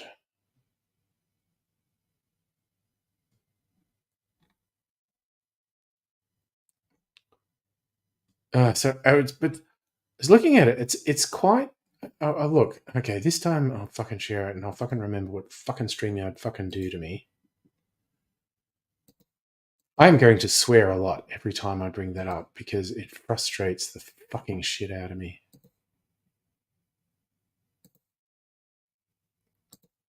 Okay. Fuckers make it fucking fuck. It's so like okay, so that's the island someone probably bought for a stupid amount of money. One thing that cheers me up is it looks very low lying, so climate change is going to fuck them. Probably one decent storm will fuck them, actually.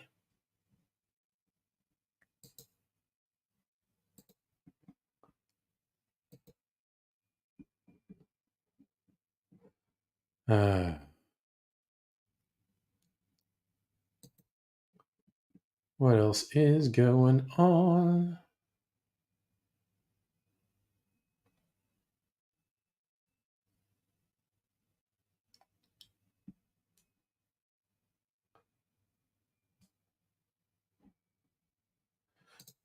This is a fun thing to do just before going to bed.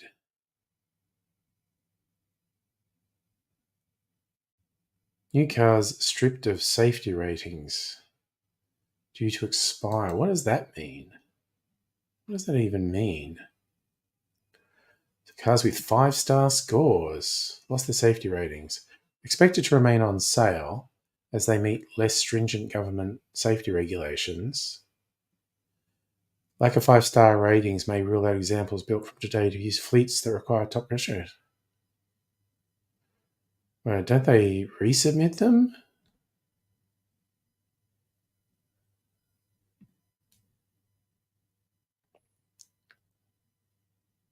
Before the expiry dates were introduced, car manufacturers could continue to advertise fire starting.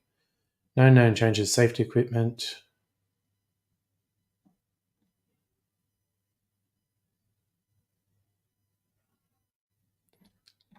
So car manufacturers can submit their vehicles to be retested, and they have a new 6-year period, subject to the latest test criteria, far more stringent than those in 2016 or 17. Vehicles that have not received safety upgrades since the original score are unlikely to match their previous performance. Drivers aware of only one car maker considering submitting an aging vehicle to be retested.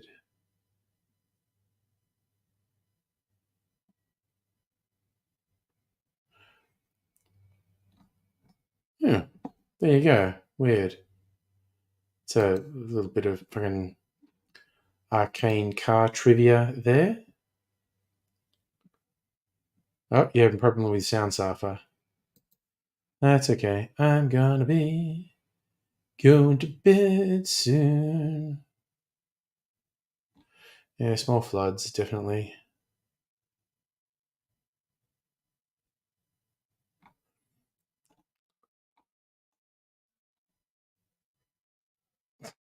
I style women for a living. Here's the 5 golden fashion rules.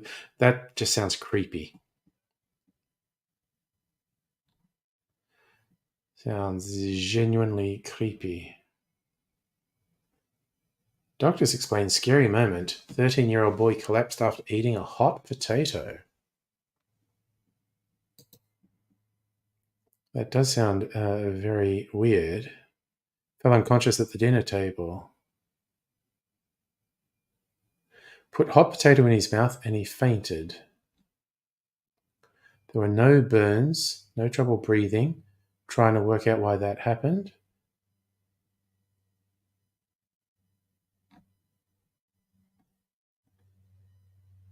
Huh.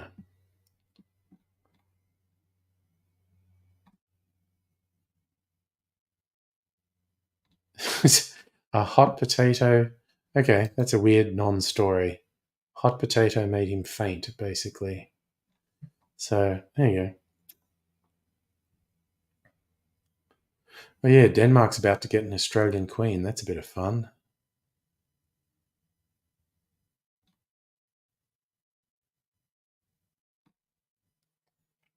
I thought I was going to die. Australians recount Japan and quakes. Honestly, if you're in Japan and you start to feel a severe quake, the fear would be real because the potential for a catastrophic quake in Japan is very, very, very real. So if one starts, you'd be, you know, reasonable to worry about everything around you collapsing and killing you, quite honestly. Like when we had the tremor here in Melbourne, and again, I've lost my sense of time. I don't even remember if it was last year or the year before. I think it was only 2023. But it's the strongest quake by far that I've ever felt in Melbourne. I felt a few little ones that kind of just felt like a truck going past. And with this one, that's what I literally thought was happening. And then it just kept going and it kept going. And I go, oh, that's a tremor. And then it got a bit more intense. I'm going, that's getting a little bit intense. And I was working from home and all my drinks were still on the drink cart out there. So they're rattling quite a bit. And I'm going, this is getting a little bit intense. And it built up a little bit more. And I was going, okay, I think I remember that you're supposed to be in a door frame if there's a furious going. And I was just about to get out of my chair and sort of brace in a door frame, and it stopped. But it had just got to the point where I thought, this is now legit scary, and it stopped. There were some minor building damages around Melbourne from that one.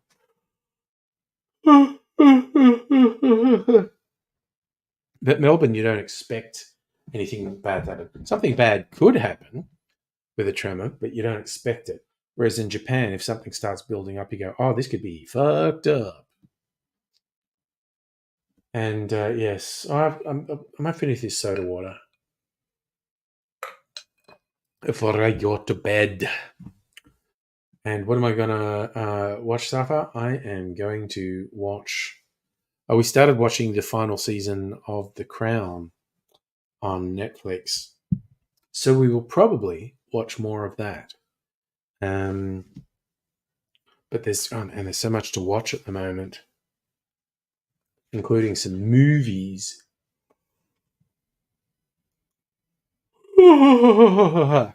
So, probably, yeah, most likely is we're watching The Crown tomorrow night. It's kind of fascinating to watch that because the show's built around historical events and it's really well made and really well acted and it's quite well written. Um, but you have to remind yourself every time they're showing like a private conversation, which is the vast majority of the show, every time they're showing a private conversation, it's complete fabrication. There's They've got no source for that conversation. They've just gone, oh, yeah, we're just imagining a thing where Charles was talking to the Queen. Yeah, we'll do that. Oh, good. Oh, yeah. And I think because it's built around historical events, it's one where there's a very real danger that people think it's true and it just isn't. Like it's drama, but they play it like it's for realsies. But yeah, it's kind of like you have to remind yourself every time there's a private conversation between two people or a very small number of people. That's complete fabrication. No person in that conversation has told them this is how the conversation went. They've literally looked at what's on the public record and they've invented drama around that. And they believe the drama they invent is consistent with what we saw at the historical event. But yes, don't forget it's all fiction, even though it's modeled on historical events. All those scenes with the characters having those really emotional discussions and whatnot, it's completely fiction. Anyway, another portent of a good year ahead. I got 2 cherries when I went to spear a cherry for my drink. That just means a good year.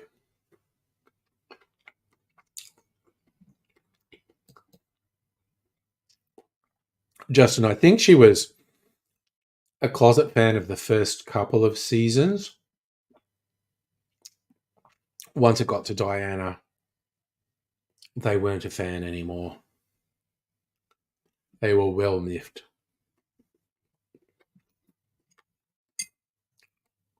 But yes, that's what she would. There were rumors that like Wills and Harry would watch it with her. And I imagine she would say that like, well, that never happened.